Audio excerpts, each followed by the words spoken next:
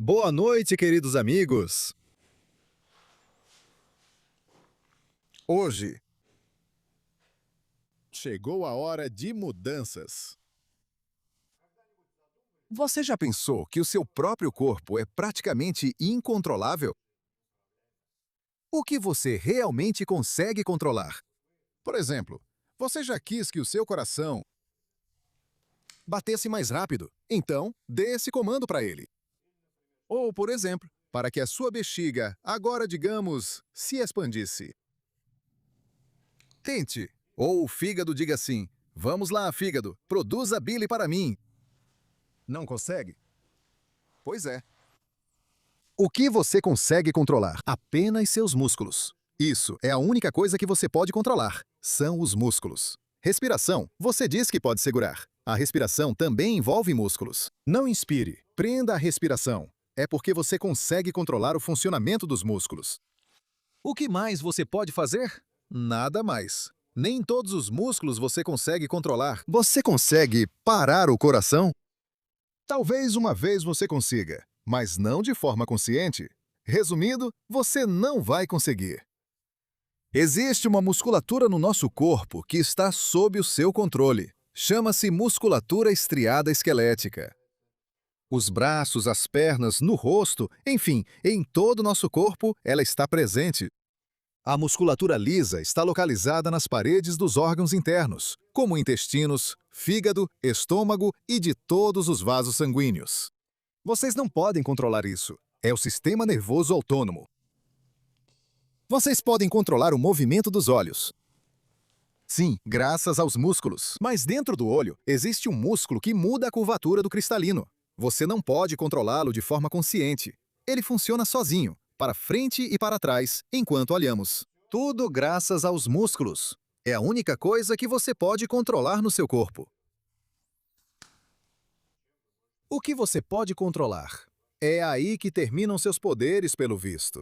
E mesmo assim, infelizmente, você também não controla seus músculos 100%. E quem controla? Ninguém. O que acontece com eles? A única coisa que você pode controlar no seu corpo começa a diminuir de volume com a idade. Seus antigos músculos poderosos com uma rede vascular desenvolvida por dentro,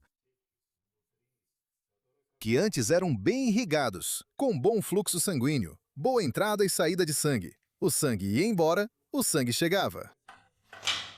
Gradualmente.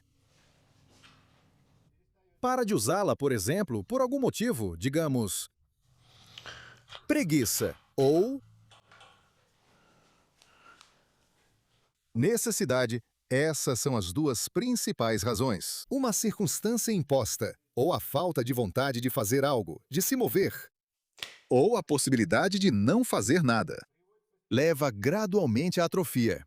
O volume do músculo começa a diminuir, parte das fibras musculares primeiro deixa de suportar a carga, que ainda ocorre periodicamente. Parte do músculo começa a ser substituída por tecido adiposo, outra parte por tecido conjuntivo. As fibras musculares perdem a capacidade de contração plena, aparecem áreas de tensão constante. Nem mesmo com os músculos consigo parar de tossir. Não, nós realmente não controlamos nosso próprio corpo. Aqui está um exemplo claro para vocês agora mesmo. Isso é chamado de reflexo da tosse. Então, aqui vemos uma mudança na estrutura dos músculos e, por isso, uma mudança na função. Ele deixa de ser capaz de funcionar, de cumprir sua função. Em que isso influencia? Não só na mobilidade das articulações, mas também nas estruturas que ficam entre os músculos. São vasos sanguíneos, nervos. O que mais? Qualquer coisa pode acabar ficando entre os músculos, mas na maioria das vezes são vasos sanguíneos e nervos que passam por ali. Feixes vasculonervosos. Então, amigos, nosso corpo está cheio de todas essas estruturas. O que enfraquece primeiro nas pessoas modernas? O que elas não usam? O que precisa ser usado periodicamente? As mãos, de certa forma, ainda se movem. Comemos, fazemos alguma coisa no celular. Fazemos esses movimentos. Pelo menos há algum esforço. pernas, músculo da panturrilha, o músculo quadríceps. Muito frequentemente atrofia primeiro nas pernas. E o músculo glúteo também. Especialmente, o problema costuma ser com os músculos da panturrilha. Temos várias camadas de músculos na parte inferior da perna. O mais forte é o gastrocnêmio superficial. E embaixo dele já está o músculo sóleo. E lá estão os outros músculos mais profundos, que controlam os dedos e também o movimento do pé. O que foi? Por que está me olhando, espectador? Queria dizer algo ruim? O que há de ruim em um músculo da panturrilha fraco? A questão é que ela garante o retorno venoso. Se você está em posição vertical, como eu, por exemplo, neste momento, uma certa força da gravidade age sobre mim. E o meu sangue? A partir da contração do músculo cardíaco da aorta, começa a se espalhar por todo o corpo, como você pode ver em cada parte. Célula do meu corpo. O sangue arterial se espalha. Chegou até as pontas dos dedos. Chegou até as pontas dos calcanhares e dos pés. Dos dedos também. Chegou até as pontas dos bulbos capilares. Bem aqui. Chegou em tudo. O sangue arterial foi embora. Cheio de oxigênio. E ela também precisa voltar. Precisa voltar para o coração. Essa circulação vai e volta, vai e volta. 2 circuitos ali. Circulação. Resumindo. Daqui, das mãos, ela volta livremente. Não é preciso nenhum esforço para que o sangue retorne. Da cabeça também. Tudo está perto. O ponto mais distante são as pernas. E é aqui. O músculo da panturrilha torna isso possível. Garante isso graças ao seu tônus, graças ao movimento. Garante o retorno do sangue venoso. Por isso, mantenha-a em bom estado, para que ela se mantenha saudável. Além disso, outra parte do nosso corpo, temos um problema embaixo e um problema em cima. Aqui também os músculos do pescoço enfraquecem. Mas como essa parte do nosso corpo é ativa, entende? Estamos sempre olhando para lá e para cá, colocando comida na boca. Movemos a cabeça, olhamos com os olhos, ouvimos com os ouvidos. Ou seja, estamos sempre fazendo algum movimento, sempre fazendo alguma coisa. É necessário um certo volume muscular aqui também, no pescoço, mas ele não é suficiente. O que acontece?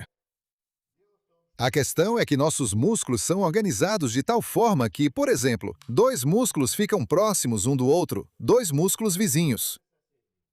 Normalmente, ambos desempenham sua função. Uma faz, digamos, um movimento. Ela faz, eles podem fazer um movimento em comum. Bem, sim, por exemplo, vamos lá. Justamente com o exemplo do pescoço. Aqui nós temos, por exemplo, um grupo de extensores longos do pescoço. Começa daqui e termina aqui. E um grupo de extensores curtos do pescoço, bem aqui, entre o occipital, a primeira e a segunda vértebra. Ambas podem fazer o movimento para trás, mas o movimento principal é feito pelo músculo maior. E quando uma para de funcionar bem, a outra começa a ficar sobrecarregada. Aqui em cima temos o trapézio e embaixo o músculo romboide. Suponha que o trapézio enfraqueceu. O romboide começa a compensar, e essa situação aqui no pescoço acontece o tempo todo. Em cima está o músculo trapézio. Aqui está o músculo levantador da escápula. Quando o trapézio enfraquece, o levantador da escápula entra em espasmo. O esternocleidomastoideo, esse músculo aqui, enfraquece e o escaleno entra em espasmo. Os longos extensores do pescoço enfraquecem. O músculo suboccipital entra em espasmo. Quando o músculo está fraco, geralmente ele não incomoda, porque se houver outro que possa trabalhar no lugar dele, esse outro acaba ficando sobrecarregado. Em alguns casos, o músculo fraco também pode ficar com tônus excessivo. Então, o que fazer? Veja, para o pescoço, o que você faz para manter tudo isso em tônus, para restaurar a mobilidade? Muito frequentemente o problema é que começamos, como se sentíssemos uma limitação de mobilidade, sabe? E a pessoa tenta alongar alguma coisa, tenta girar, por exemplo. Se você teve justamente um problema em que a cabeça começou a virar com dificuldade, você sente uma limitação ao virar. O pior que você pode começar a fazer é tentar virar com força. Não faça isso. Em vez disso, você deve fazer este exercício. Você pega um rolinho, mais ou menos assim. Você pode simplesmente pegar algum travesseiro. Coloque ele entre a nuca e a parede. Ou seja, o primeiro exercício é para mobilidade, para aumentar a mobilidade do pescoço. Se a sua cabeça começou a virar com dificuldade. Isso. E você? Pressionando a nuca contra esse rolo na parede, gire os ombros. Viu? Vire para um lado e volte. Vire para o outro lado. Isso. Um ombro ficou à frente, o outro atrás. Vire para um lado, depois para o outro. A cabeça, veja, permanece no lugar. O que esse exercício proporciona? O fato é que quando você faz esse movimento, na verdade, veja, esse giro acontece. Isso. Ou seja, é como se você tivesse virado a cabeça. Mas qual é a diferença? Quando você tentar, vai perceber imediatamente. Quando você virar a cabeça, como de costume, se não estiver tudo perfeito, nem todas essas vértebras vão se mover de forma uniforme. Ou seja, algumas vão girar em excesso, outras não o suficiente. Mas se você fizer desse jeito, quando você fixar essa parte e começar o movimento vai começar automaticamente a aparecer onde normalmente é limitado. Ou seja, o movimento entre as vértebras vai ficar mais uniforme, do jeito que deveria ser. Ou seja, as vértebras que normalmente não se movem também vão participar do movimento. Então, vamos repetir mais uma vez. Prestem bastante atenção. Encostamos a parte de trás da cabeça, fixamos. Não precisa pressionar forte, é só para não cair. E começamos a fazer. Viramos, voltamos de novo. Viramos, voltamos de novo. Mais uma vez. Viramos, voltamos de novo. Pronto! Se houver algum desconforto, faça devagar. E ajuste também a amplitude do movimento. Se durante o exercício você perceber que a cabeça está girando assim junto com os ombros, isso é justamente um sinal de que esse movimento não é habitual para você. E a própria rotação do tronco você também não faz de forma completa e correta.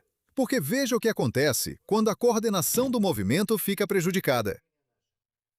Quando precisamos virar a cabeça, é desejável que esse movimento dos ombros também aconteça no momento da rotação. Isso! Se as nossas escápulas não fazem nada, fica mais difícil virar, ou seja, a própria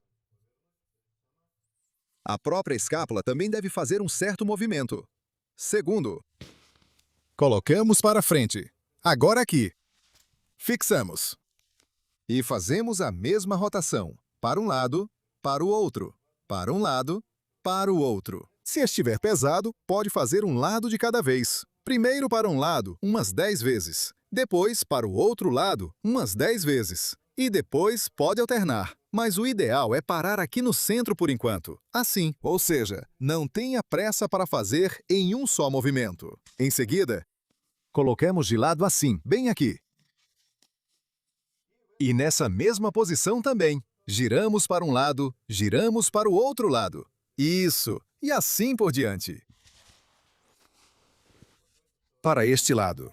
Quando você fizer este exercício em diferentes posições, vai perceber que alguns movimentos saem facilmente, mas em outros momentos, assim.